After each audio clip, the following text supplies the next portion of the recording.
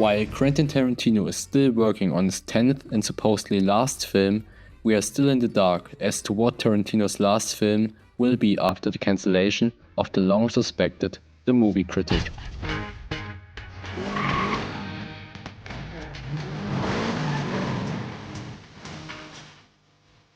So we probably have to make do for a while with what Tarantino has brought to the big screen so far.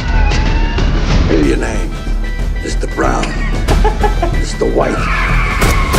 Mr. Blonde. What we can certainly expect is his unmistakable signature, characterized by a deep love for cinema. I'm in the movie. You're in this? That's me. I play Miss Carlson, the klutz. Sharp-tongued dialogue, Double feature. All the shooting. I love that stuff, you know, the killing. A lot of killing. and the talent for reinterpreting and mixing genres.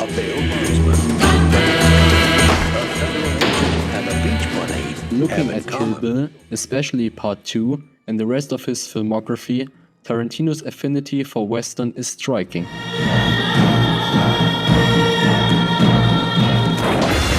Yes! After two classic westerns, Django Unchained and The Hateful Eight, it seems unlikely, to say at least, that Tarantino would choose this genre again.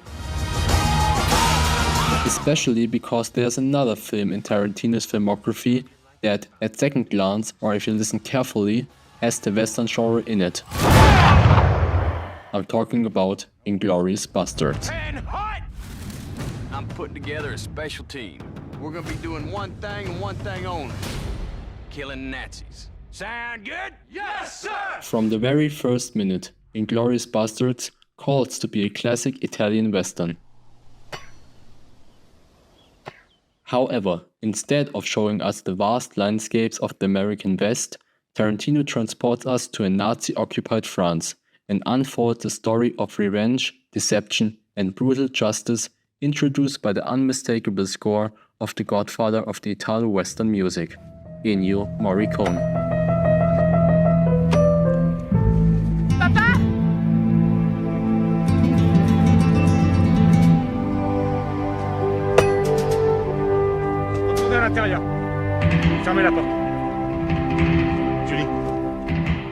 It is no coincidence that Germans and French meet for the first time under Italian music.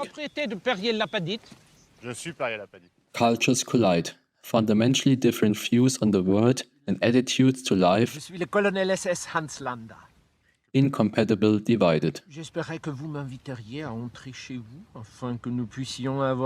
The Italo-Western acts as a third party in this confrontation, as an exaggeration of what in reality cannot possibly be exaggerated in its brutality by a Tarantino film.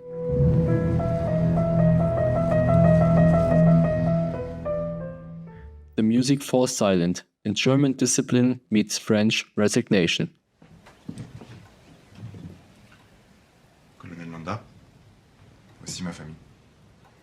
Hans Landa, played by Christoph Waltz, represents the German efficiency and cruelty of the time.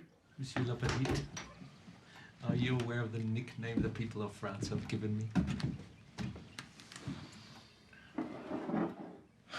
I have no interest in such things. Tarantino describes Landa as perhaps the best character he has ever written. Did they call you the Durante? Precisely. Originally, the role was supposed to go to Leonardo DiCaprio, but Tarantino decided that at least a German-speaking actor had to play the part. The search for such an actor continued, and Tarantino was almost convinced that the film could never be made because the role was unplayable. Until Waltz came, auditioned, and gave Tarantino his film back.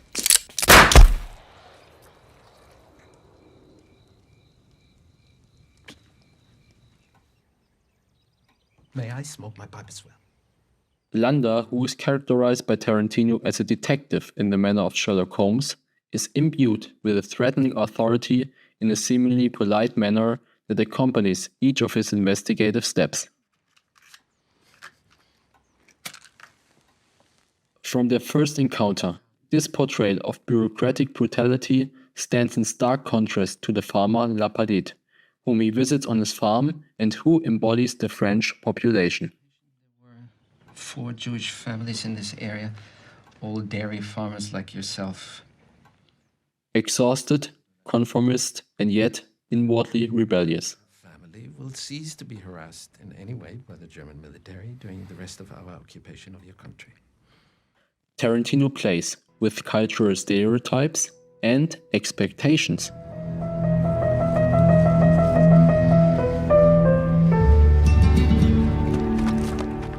The French countryside, idyllic and calm, becomes the setting for a psychological battle.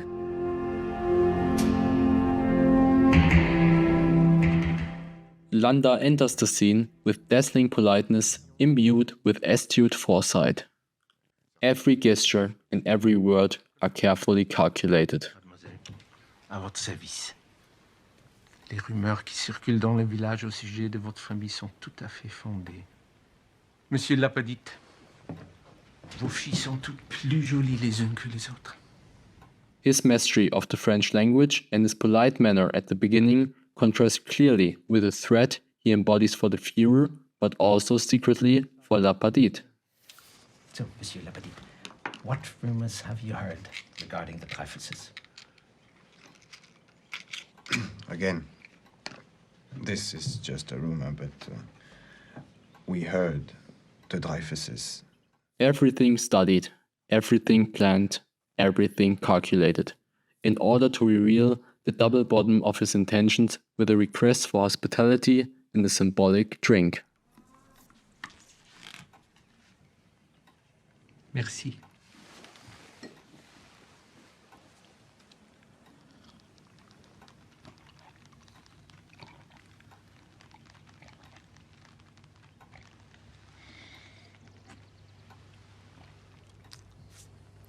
Monsieur, à votre famille et à vos vaches, je dis bravo. Milk, a symbol of purity and innocence, a metaphor for the naturalness that seems to surround Landa and at the same time is integrated into his plan. That I must have my men enter your home and conduct a thorough search before I can officially cross your family's name off my list. But this purity stands in striking contrast to Landa's true nature and his dark intentions. Likewise, the milk represents the moral innocence of the farmer Landa faces. Actually, quite the contrary. It will be met with reward.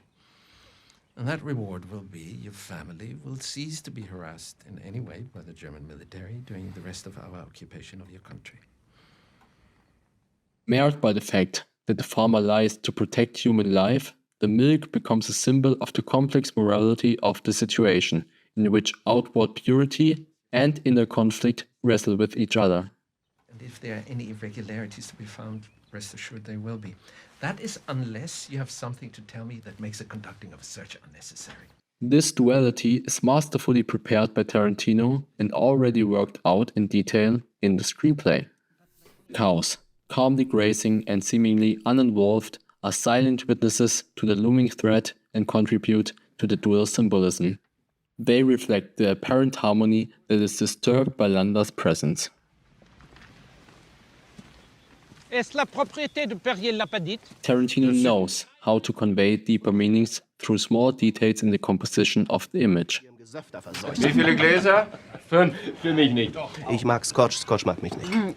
Ich auch nicht, ich bleib beim Shampoos. 3 Gläser. This symbolism is taken up again later in the film. Avez-vous goûté le strudel ici?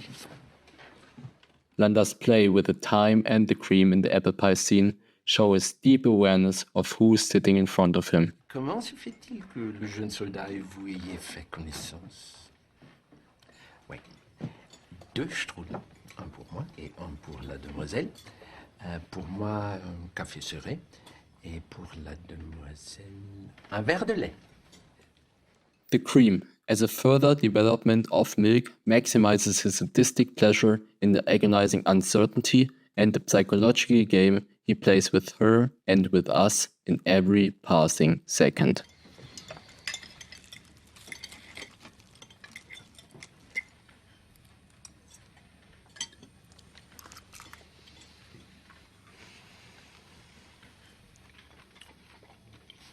Verdict. What once stood for innocence and purity is transformed into a symbol of seduction and deception.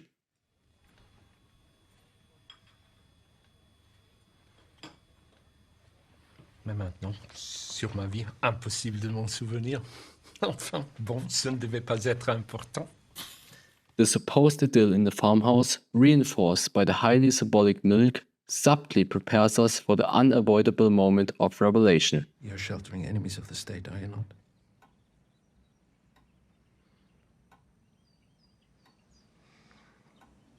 Yes.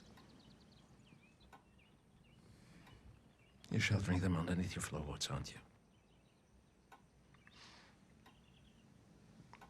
Yes. The calm and serenity symbolized by the cows and the milk give way to the reality that hides beneath the surface. The threat hidden in Landa's charming behavior is revealed. Could I have another glass of your delicious milk? The symbolic and actual levels now collide. Above the ground, we experience seemingly civilized conversation, but beneath it lurks a terrible threat. These two levels once again symbolize the dual reality of the Nazi occupation, the superficial calm and the hidden horror. The moment when Landa confronts Lappadite with his suspicions about the hidden Jews reveals his true, threatening nature. Point out to me the areas where The tension that has been slowly building up to this point reaches its climax, as the milk becomes a silent witness to cruelty and deception. Ages of the children?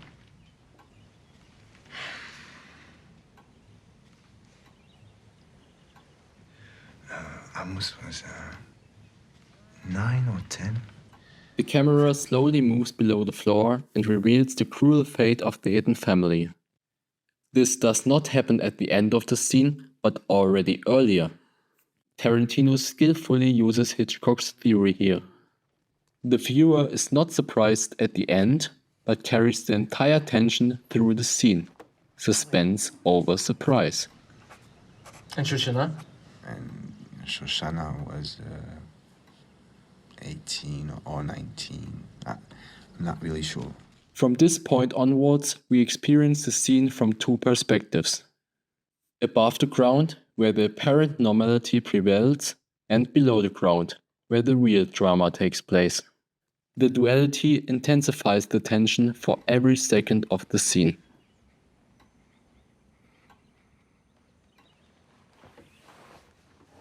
Lappadite's confession, the revelation of the truth, allows Landa to return to his mask of friendliness. Since I haven't heard any disturbance, I assume while they're listening they don't speak English. Yes. I'm going to switch back to French now, and I want you to follow my masquerade hat clear. Yes. Monsieur Lappadite, je vous remercie pour le lait et pour votre hospitalité. A deception that offers a brief hope of normality before it's brutally shattered. Ah, mesdames, je vous remercie pour le temps que vous m'avez consacré. Mesdemoiselles, je prends congé de vous et je vous dis adieu.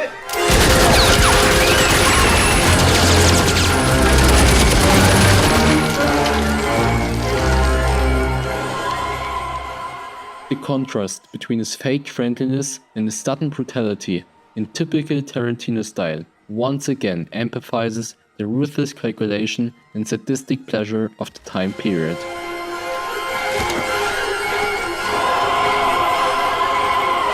This escape marks the beginning of Shoshana's personal story of revenge and becomes a metaphor for survival in a regime characterized by fear and oppression, and sets the stage for the events that follow in the film. I have a message for Germany. The opening scene, the encounter between Landa and Lappadite, serves as a microcosm for the film's larger narrative, in which the different cultural perspectives and tactics clash again and again. Hanslanda della SS. Buongiorno. Signori, è un piacere. Gli amici della vedetta ammirata da tutti noi, questa gemma propria della nostra cultura, saranno naturalmente accolti sotto la mia protezione per la durata del loro soggiorno. Grazie. We will have to speculate for a while as to what Quentin Tarantino's last film will be and whether it will be his last film at all. When the time comes, we can look forward to seeing whether Tarantino will once again make history, or at least film history, with such a masterful opening scene. You know something, you rich? I think this just might be my masterpiece.